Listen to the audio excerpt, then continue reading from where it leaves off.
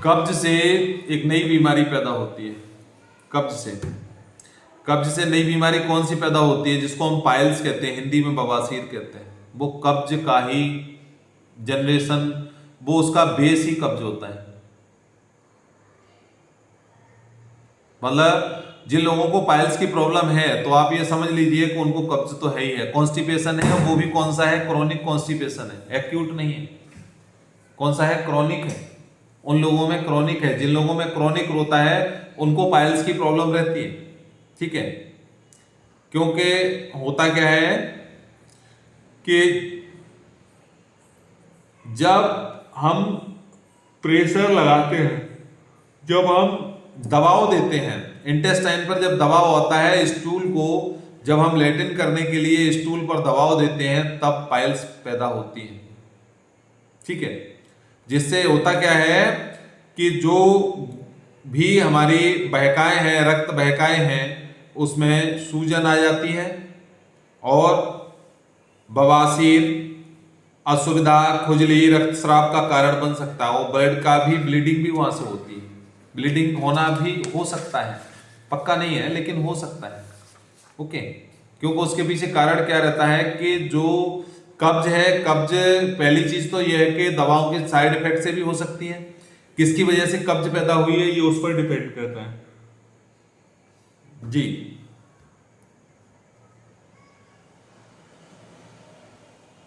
क्या बताओ, पूछो।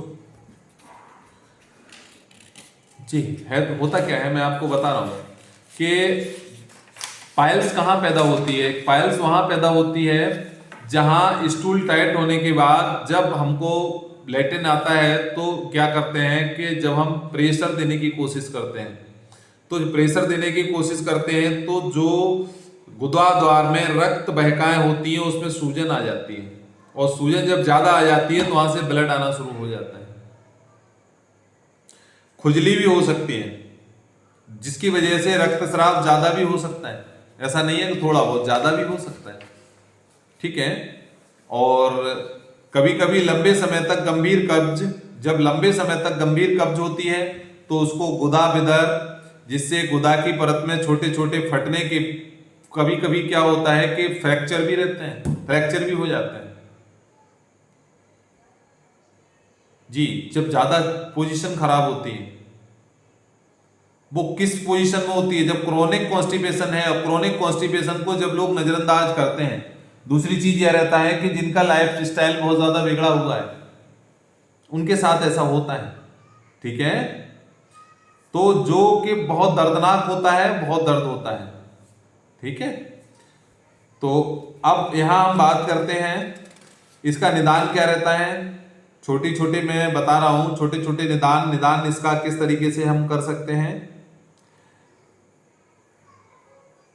इसमें कब्ज के लिए कुछ टेस्ट रहते हैं, जिन टेस्ट के नाम क्या रहते हैं। रक्त परीक्षण में कोलोनोस्कोपी, कोलोनोस्कोपी,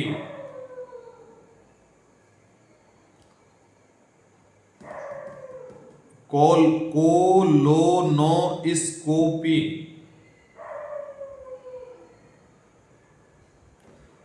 या इमेजिंग परीक्षण।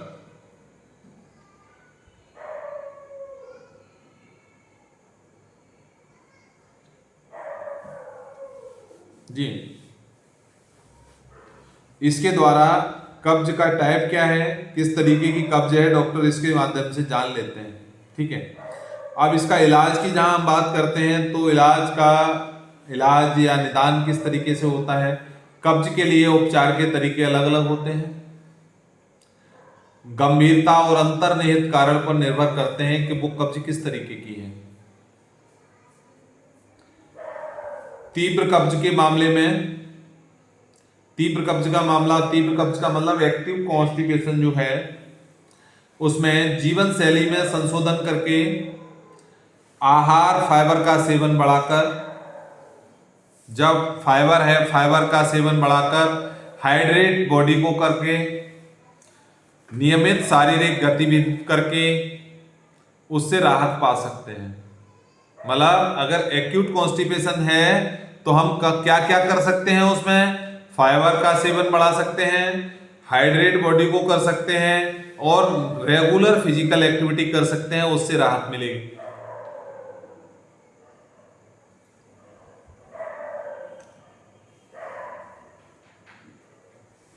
पुराने मामलों में डॉक्टर से सलाह ले सकते हैं, और डॉक्टर से सलाह नहीं लेते हैं, अगर हम हर्बल को यूज करने की बात करते हैं तो यहाँ एक बहुत बड़ा प्लेटफॉर्म है कब्ज के लिए। जिनको कब्ज है तो हर्बल में हम क्या यूज कर सकते हैं, एफ्रेस प्लस सिंपली प्रोबायोटिक। और सिंपली प्रोबायोटिक और एफ्रेस के साथ हमको क्या चाहिए, भीगे हुए 5 बादाम। वो किसमें, क्रोनिक कॉन्स्टिपेशन में। हर्बल में अगर हम बात करते हैं तो ओके। प्राकृतिक उपचार की अगर हम बात करते हैं तो प्राकृतिक उपचार इसके हम क्या क्या कर सकते हैं, अधिक फल, सब्जियां, साबुत अनाज और फलियां खाकर आहार फाइबर का सेवन बढ़ा सकते हैं।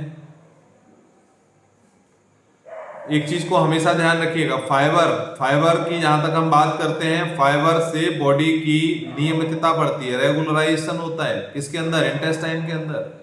वो इंटेस्टाइन रेगुलराइज रहती है, ठीक है, किससे, फाइबर से। तो बॉडी में फाइबर होना बहुत ज्यादा जरूरी है। फाइबर का अगर इंटेक कम होता है तो कॉन्स्टिपेशन की प्रॉब्लम होती है, आंतों की अनियमितता पैदा होती है, आंतों की। नेक्स्ट, मल त्याग में सुधार के लिए रेगुलर फिजिकल एक्टिविटी करनी है। रेगुलर हमको व्यायाम करना है या टहलना है। अगला, सूखी सब्जी अवॉइड कर लेनी है, ध्यान रखिए। कार्बोहाइड्रेट की मात्रा कम कर लेनी है और लिक्विड रसीली सब्जी का इस्तेमाल करना है। जब वेट लॉस होता है तो कब्ज पैदा होने लगती है, क्योंकि वहां पर बॉडी हाइड्रेट होती है, इसकी वजह से कब्ज का पैदा होना कभी कभी हो जाता है, कब्ज कभी कभी पैदा होती है। तो क्या करना है कि लिक्विड फॉर्म में सब्जी का लिक्विड फॉर्म कर लेना है। नेक्स्ट, जो हमारा स्ट्रेस है, स्ट्रेस की वजह से भी हमको स्ट्रेस नहीं लेना है, कब्ज में राहत मिलने लगेगी।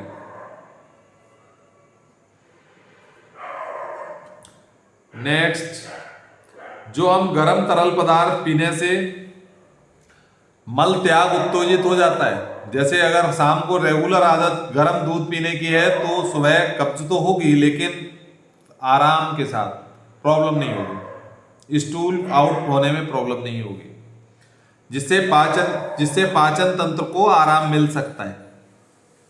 ओके, अब इसका एक और निवारण है, क्या क्या करना चाहिए। फाइबर से भरपूर संतुलित आहार अपनाना चाहिए, हाइड्रेट रहना चाहिए, नियमित शारीरिक गतिविधि करना आवश्यक है। इसके अतिरिक्त तनाव के स्तर को प्रतिबंधित करना चाहिए कि हम जो स्ट्रेस ले रहे हैं वो कहां तक है।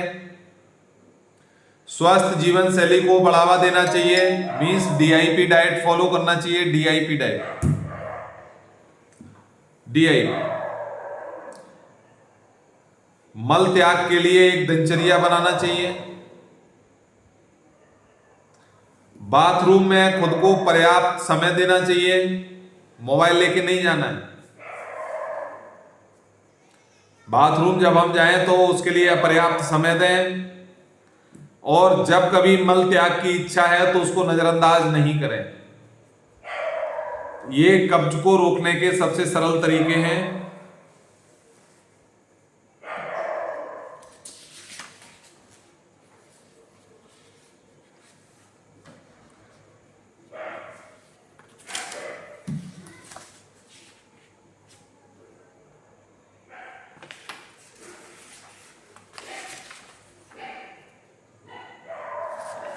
अब कुछ क्वेश्चंस एक्चुअल हमसे लोगों ने पूछे हैं, वो मैं बता देता हूं, ठीक है, कि